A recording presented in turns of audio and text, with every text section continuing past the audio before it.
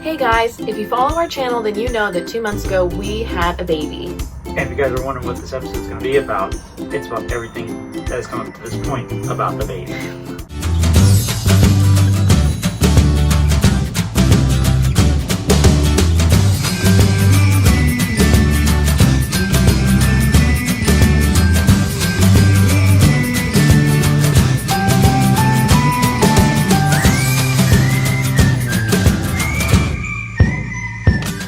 What's up guys, welcome back to our channel. So like we said, this video is going to be all about giving you the updates about our sweet baby girl. And if you're wondering where she is, she's asleep in the living room, but don't worry, we're keeping a close eye on her, so no worries there. So the first thing that you need to get So the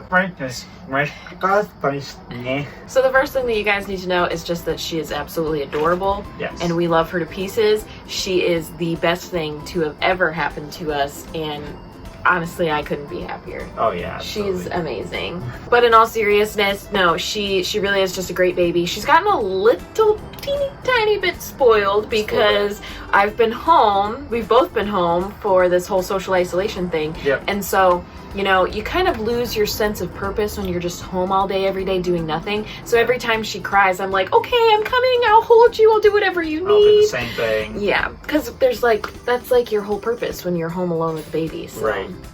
So she's gotten a teeny tiny bit spoiled. A lot of her naps take place on my chest.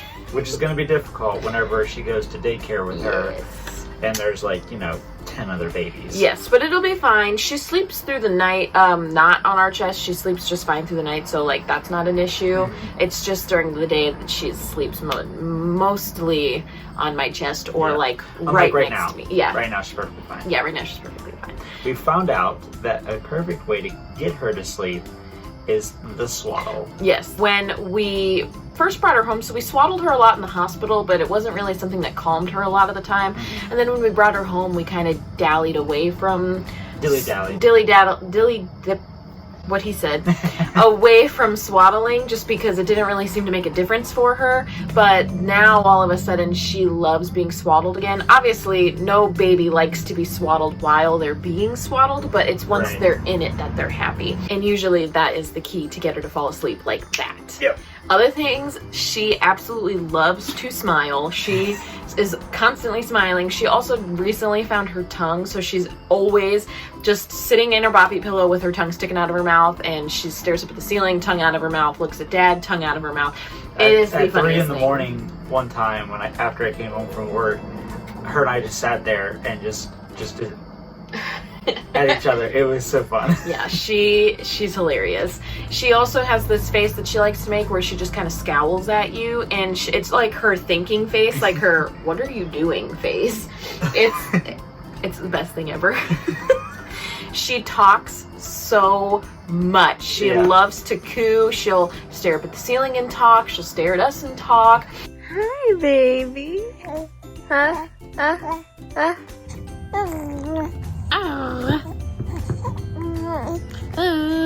She loves when I sing to her. Anytime I sing to her, she either stares at me in silence and just is mesmerized, or she will make these cooing noises, and in my head I like to think that she's trying to sing with me. I'm sure realistically that's not what's happening, but that's what I like to tell myself. Yeah. It's just the sweetest thing. She is adorable. The last time we took her to the doctor was about a month ago, I think. Yeah. And it was for her 8-week appointment. No, not her 8-week, her 6-week appointment. Yeah. Her 8-week appointment is on Monday. Yeah. But for her 6-week appointment, she was finally gaining weight in strides. Yep. The doctor was no longer concerned about her fluctuation of weight. She had reached the 22nd percentile for weight, which was so exciting. We go to the doctor on Monday and we'll find out how much she weighs now, and you can just tell that she is a happy, healthy baby. And if you've been following our channel, then you know that in May we have scheduled for her to have a procedure done on her pinky for the skin tag that she was born with. The bump that was left over after the skin tag fell off is almost gone, so I'm going to talk to the pediatrician about whether or not the procedure is still 100% necessary. Right. So more information on that to come. Oh, another thing, she loves to sit up. Oh, she does. So it's so funny. She's like her own little person. It's so cute because like she'll be laying there in her balcony pillow, and we'll be in the kitchen or something like that, and we'll check in on her, and we'll just see her just like she's trying to sit up on her own. She really is. So It cute. is hilarious. But we'll sit her, like we'll prop her up in the corner of the couch so that she can kind of sit and see everything. We just recently made arrangements to get a bumbo chair for her. Yep. But we're really excited for her to get the bumbo seat and be able to sit up and look around, because I think she'll really love that. Every single morning we start out the day with her laying on the play mat. She loves to just stare up at the toys, and she even loves kicking the ones that are at her feet, and she just talks the whole time. It's so funny. Yep. But some real talk for, you know, how things have been. This knucklehead here is severely jealous. Yes. And does not like the fact that we do not give him as much attention. That is for darn sure. Every time that I'm doing homework, which is usually the time that I'm not doing something with Louie, he's always like, okay, we play now. Yeah. And I'm like, no, I have schoolwork to do. And then it sucks, because then after my schoolwork, I typically have to go to work or something like that. So, I mean, I could make more time and everything, but at the same time, like, he is just ridiculous. Yeah. And, We you love know, him. yeah. We love him. And like we said too, she also has become a tiny bit spoiled, so she spends a lot of the day crying because she's not being held. So it's kind of a back and forth of she's either eating, sleeping, or crying because she wants held. You know, she's a baby. Yeah, obviously. I Being a mean, baby. you know, yeah. Yeah. So there's that. But she's sleeping a lot better at night. We went from like her sleeping completely through the night when we brought her home, which was like kind of terrifying because she was supposed to be eating during those times because she's supposed to be gaining so much weight in those first weeks of life. Yeah. And, you know, I would try to wake her up and she just didn't want to. So that was a big reason why she wasn't gaining weight in the beginning. But then she switched to where she was waking up and cluster feeding like every hour, to now she's to a point where she kind of sleeps through the night sometimes. She'll wake up, you know, every 4 hours through the night, but mostly during the day she's still eating every 2 to 3 hours. And we think that the reason that she's doing that is because, well, one, we don't go to bed till like 2 in the morning, 3 in the morning. Yeah, that's so our life right now. that's like time that we feed her last, and then we go to bed. Yeah, and I mean, typically we're up like 6-ish hours later, so she'll either sleep through that whole 6 hours or she'll wake up, you know, like 3 to 4 hours. Yeah. But she's gaining weight, she's happy, she's healthy. I'm not super concerned. If it becomes a concern, then obviously, you know, we'll make an effort to, you know, wake her up more often throughout the night, but Right. she's doing a really great job. So, Oh, yeah. I mean, I don't have any complaints. Logan, why don't you tell us all, how are you doing? I mean, it's been 2 months of you being a dad. How does that feel? What's it been like for you? Well, I'm pretty sure I'm in a very unique situation. I know that a lot of people out there have been like, well, I mean, everybody's been a dad and stuff, at least for guys and all that. But I'm a dad who is working part-time, who is going to school, and is also surviving. I don't know how I'm doing with this all. Is like I'm terrified every single day, and there's nothing that's going to change that. Yeah. Even after she grows up and moves out. No, it's just like it's so different, yet it's so great at the same time. And I'm not saying like it's bad. I mean, like there's some nights where I'm just like I don't know what to do when she's crying or something like that, because there's one thing that I can't do that she does for her, and that's she feeds her. Yeah, because I'm breastfeeding. It's just difficult for me because I really can't help her whenever she's like in a fit of rage or a fit of hunger. Yeah. So it's just difficult for me in that sense, because I, you know, as a dad, I want to help her out with everything. I can't help, and it sucks. So yeah, I think that's something that a lot of dads struggle with in the beginning. yeah. So I mean, I'm okay. So that's all that matters. I'm stressed to the max with everything that's going on, with life in general. But I'm just taking it one day at a time, and I'm keeping track on all the memes out there to keep me smiling and keep me laughing. Yeah.